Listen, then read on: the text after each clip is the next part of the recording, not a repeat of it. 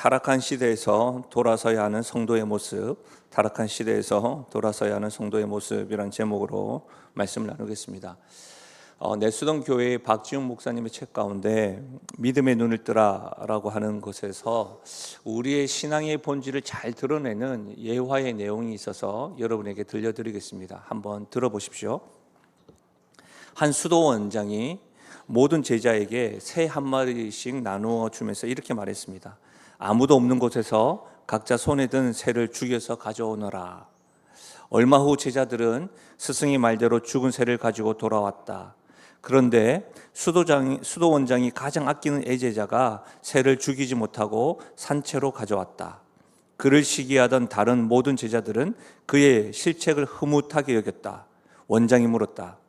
너는 왜 새를 죽여오지 않았느냐? 제자의 대답은 이러했다.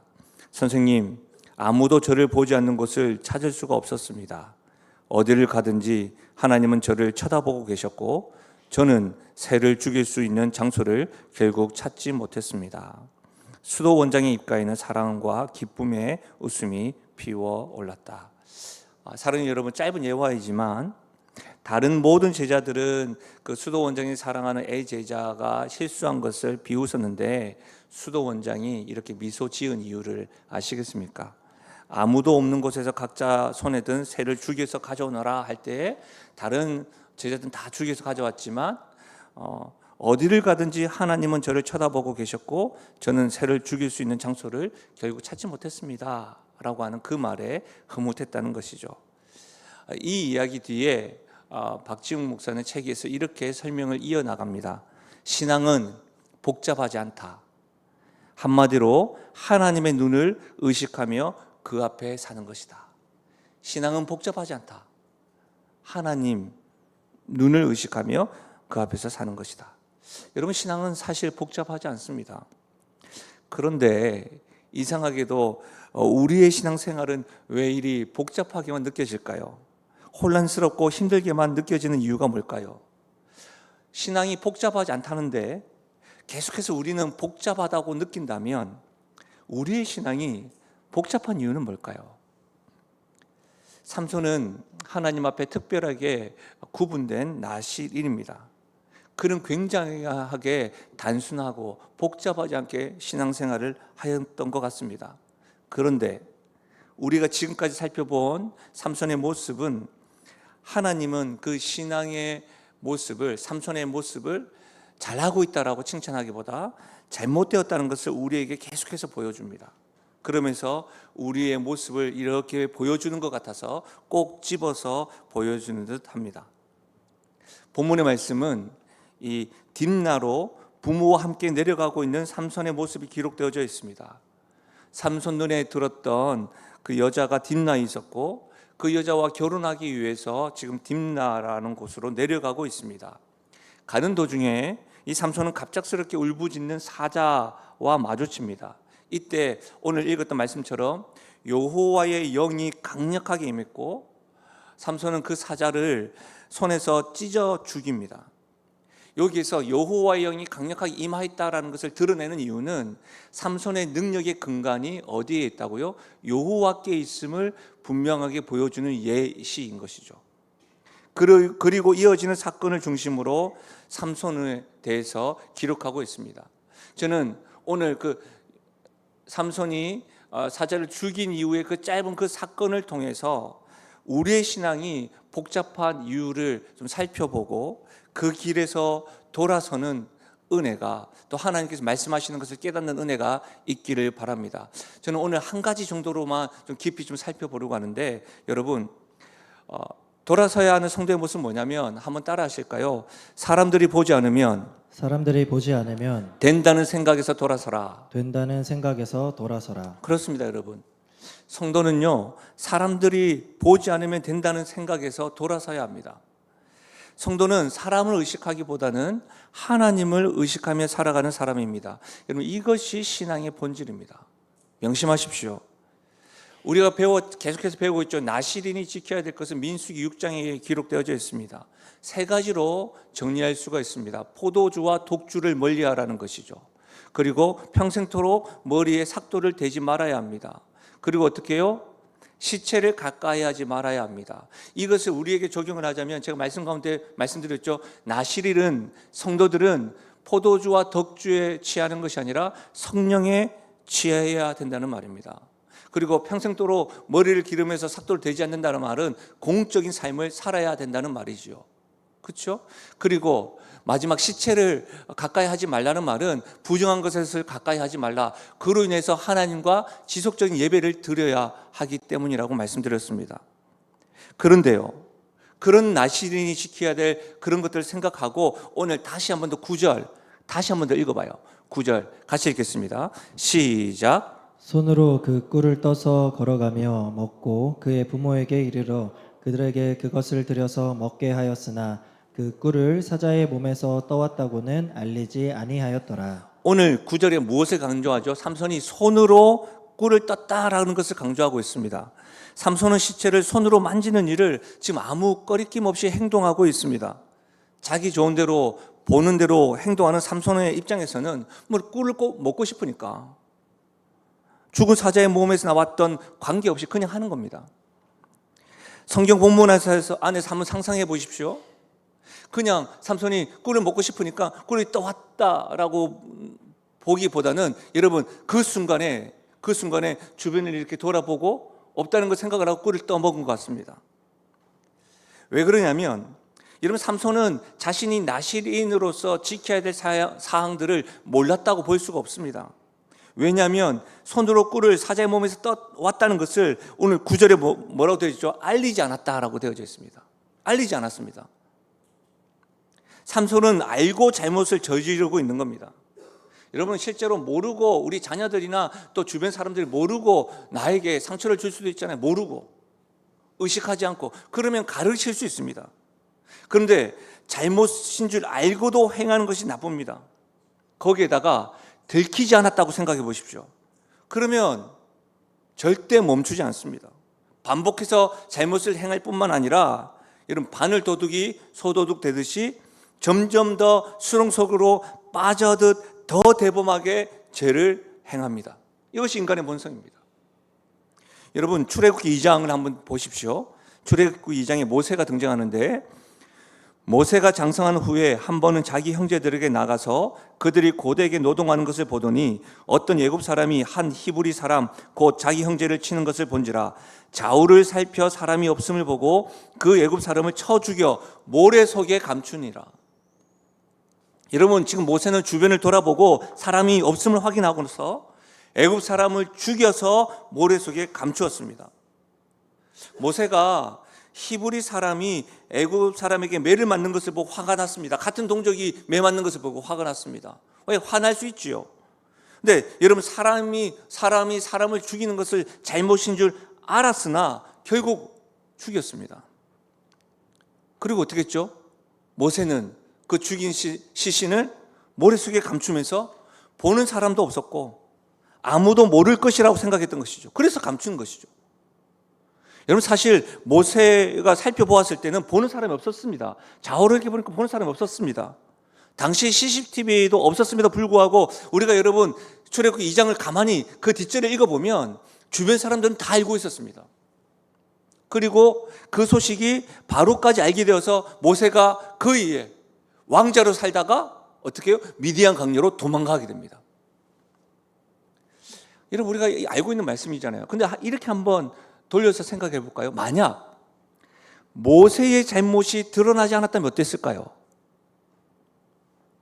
바로 치하의 애굽 사람들로 인해서 히브리 사람들은 계속해서 노예 생활을 하며 불합리한 대우를 받을 겁니다. 그 모습을 같은 동족인 모세는 계속 보았겠지요. 들키지 않았으니 아마도 모세는 계속해서 폭력을 행사하며 애굽 사람을 대적이라고 생각하며 사람을 죽여나갔는지 모릅니다. 그런데 들켰습니다. 들키고 난 다음에 미디안 광야에서 40년 동안 생활을 하였으나 그는 그 광야 떨기나무에서 하나님을 만나고 소명을 받아서 다시 애굽으로 가서 히브리 사람을 출애굽시키는 일에 앞장서게 됩니다. 이렇게 보면 모세의 죄가 들킨 것이 축복입니다. 그의 죄가 드러났기 때문에 그의 죄의 대가로 벌은 받았으나 그는 하나님 손에 붙잡힌 하나님의 사람으로 애굽에서 노예였던 히브리 사람을 출애굽시켰을 뿐만 아니라 그들을 하나님의 백성으로 훈련시키는 축복의 통로가 된 것이지요. 여러분, 모세와 비교했을 때 삼손은 들키지 않았습니다. 그러나 이 들키지 않은 것이 축복이 아니라 저주처럼 느껴집니다. 그가 하나님 앞에 죄를 짓고 나시인으로서 지켜야 될 것들을 지키지 않았음에도 불구하고 여전히 그의 힘은 사라지지 않았습니다. 그래서 블레셋 사람들을 능멸하고 여전히 자기가 보는 대로 행하고 자기가 하고 싶은 대로 좋아하는 대로 행하는 모습으로 살아가고 있기 때문입니다. 만약 여러분, 우리가 알다시피 삼손이 두 눈이 뽑히고 삼손이 비참하고 초라하고 수치스러운 그런 인생의 결말을 경험하기 전에 그의 잘못, 그의 죄가 들켜야 했습니다. 왜요? 그래야 돌아설 수 있었을 텐데 말이죠. 우리가 성경 속에서 가장 좋아하는 인물 가운데 한 사람이 누구예요? 다윗이죠. 다윗 왕을 잘 알고 있습니다. 다윗은 어렸을 때부터 하나님 앞에 중심이 바른 사람이었습니다. 하나님은 그 중심을 보시고 다윗을 이스라엘의 왕으로 삼으셨습니다. 그런 그가 일명 밧세바 사건, 그 밧세바 사건으로 하나님 앞에 죄를 범합니다. 밧세바는 우리아의 아내입니다.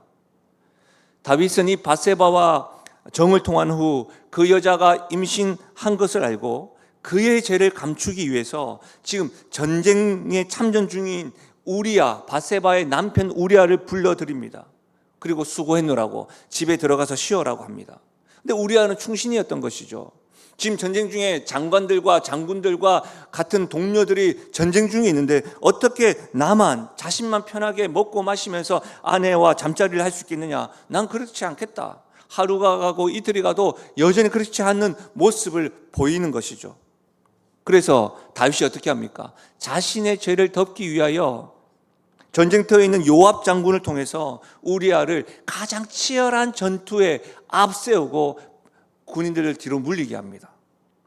그리고 우리아는 죽습니다. 이 사건 이후에 밧세바는 다윗의 아내가 됩니다. 여러분, 그리고 난 다음에 성경의 기록을 보십시오.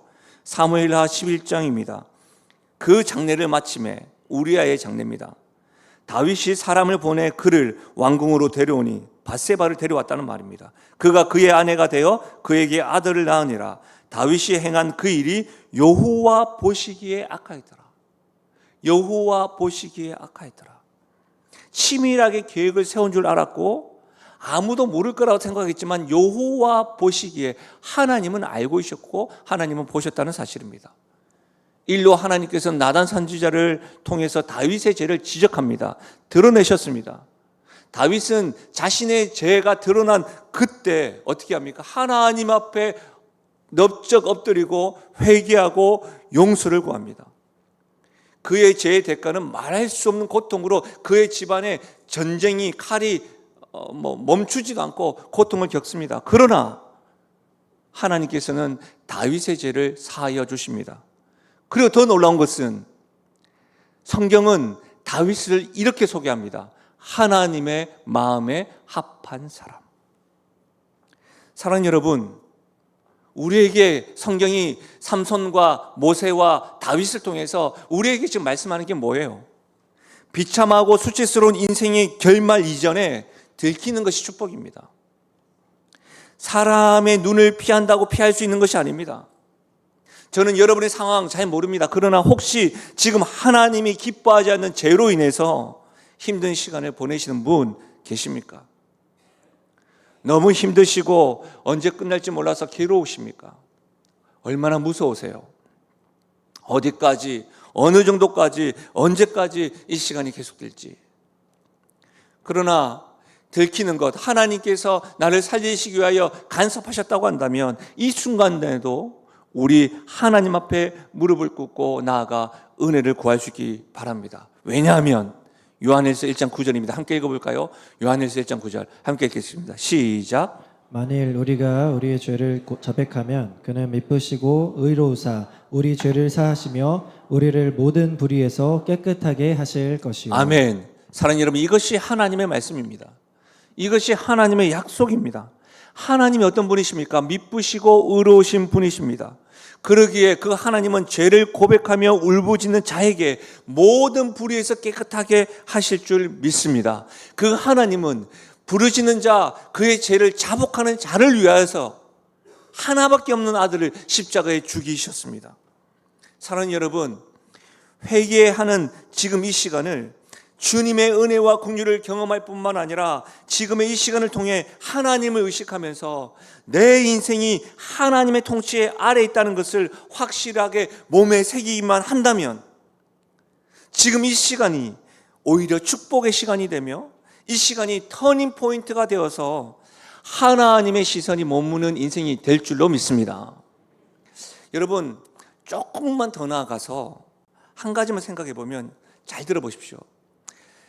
사람만 보지 않으면 된다는 생각에서 돌아서야 되는데, 이 사람만 보지 않으면 된다는 생각은 거기서 멈추지 않고요, 사람에게만 인정받으면 된다는 생각으로 확장됩니다. 사람만 보지 않으면 된다라고 하는 생각으로 멈추지 않고 그 생각은요, 사람에게만 인정받으면 되는구나, 이렇게 확장된다는 사실입니다.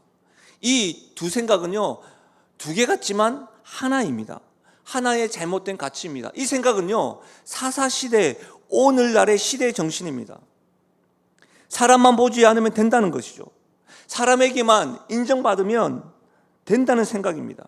이 생각이 우리의 생각, 우리의 가치를 여러분 지배할 때가 많습니다. 그래서 어떻게 합니까? 타인으로 인해서 자신을 인정받고 판단받는 것을 염두에 두고 가면을 씁니다.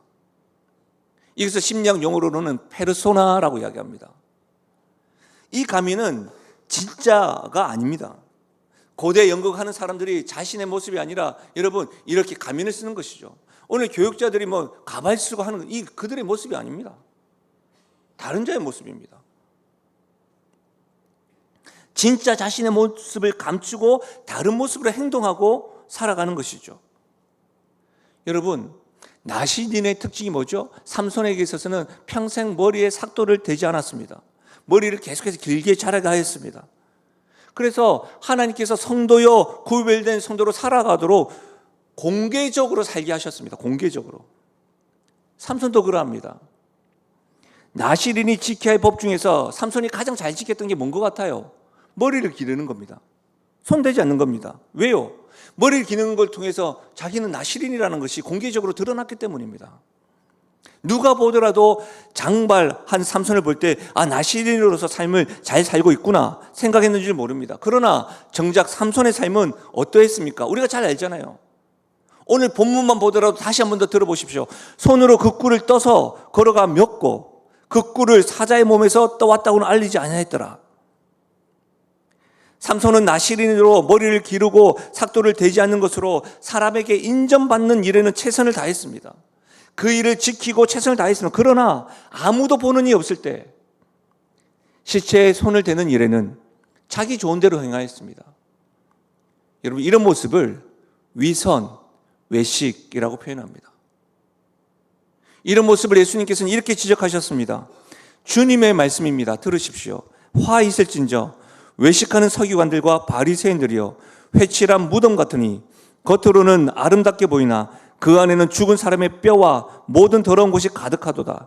이와 같이 너희도 겉으로는 사람에게 옳게 보이되 안으로는 외식과 불법이 가득하도다. 예수님은 외식하는 서기관과 바리새인들을 지금 책망하고 있는 겁니다. 겉으로 보기에는 반지르하고 아름다워 보이지만 그 안에는 썩은 냄새가 진동하는 사람의 뼈와 더러운 것이 가득하다고 지금 말씀하는 겁니다. 겉으로는 옳게 보이되 안으로는 외식과 불법이 가득하다고 지금 지적하는 겁니다. 사랑하는 여러분, 예수님의 책망을 들어야 합니다. 폐부를 찌르시는 주님의 음성을 마음속 깊이 새겨들어야 합니다. 정작 속은 다 썩어 들어있음에도 불구하고 우리가 사람에게만 인정받으면 된다는 생각, 사람만을 의식하며 행동하고 봉사하고 살아가면 된다고 하는 생각들을 예수님은 불법을 행하는 자, 외식하는 자, 회칠하는 무덤과 같다라고 호통을 치는 겁니다. 실제로 여러분, 이 주님의 호통을 가장 많이 들어야 되는 것은 목회자인 저 자신입니다. 겉으로는 거룩해 보이고 말씀을 전하는 자, 대중 앞에서는 소리내어서 기도하는 모습에 경건의 능력을 부인하고 이 경건의 모양만을 추구하려는 유혹, 그 익숙함에 빠져서 스스로 속고 속이는 자로 있을 수 있는 가장 위험한 자리에 목회자가 있기 때문입니다. 제가 여러분께서 교회에서 허락해 주셔서 제가 성경과 책 한 권을 가지고 대씹었는데 그 책 중에 한 책이 뭐였냐면 목사가 목사에게라고 하는 옥하는 목사님의 책이었습니다.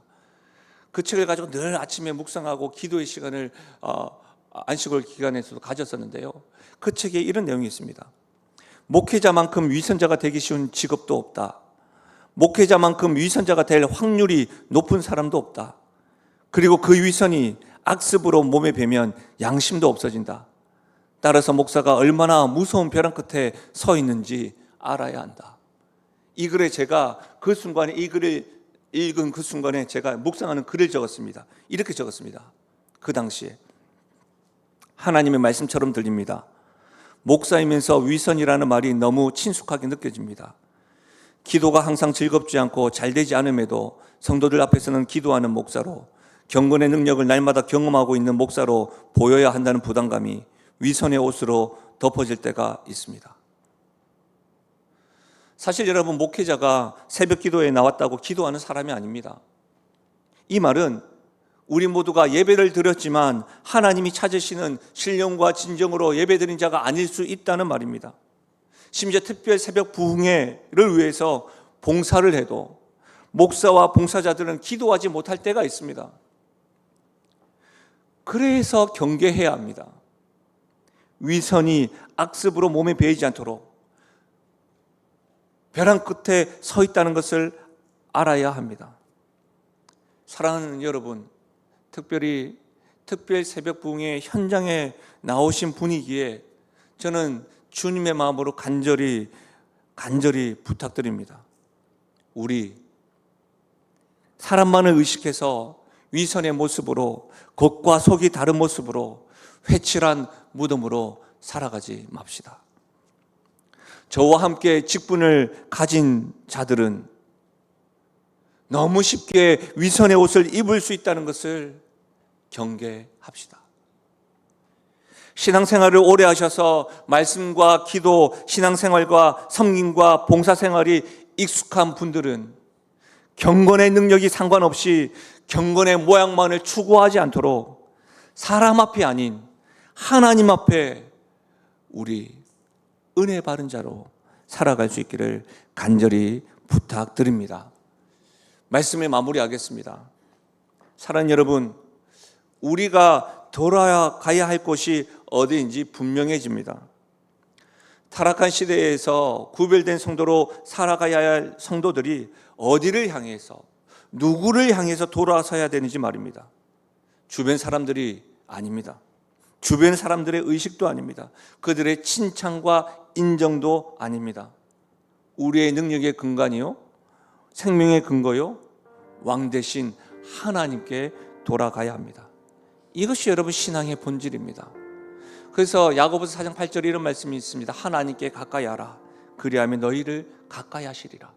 죄인들아, 손을 깨끗이 하라. 두 마음을 품은 자들아, 마음을 성결케 하라. 하나님을 가까이 하라. 그리하면 가까이 하시리라. 에레미야 29장 13절은 너희가 온 마음으로 나를 구하면 나를 찾을 것이요 나를 만나리라. 너희가 나를 전심으로 찾고 찾으면 나를 만나리라. 하나님을 전심으로 찾고 찾을 때 만날 수가 있습니다. 하나님의 시선, 사람의 시선, 사람의 인정이 아니라 하나님의 시선, 하나님의 인정을 받기를 바라면서 우리 하나님께 돌아서는 은혜가 있는 사랑하는 영신교회요, 우리 모든 성도가 되시기를 예수님의 이름으로 축원합니다.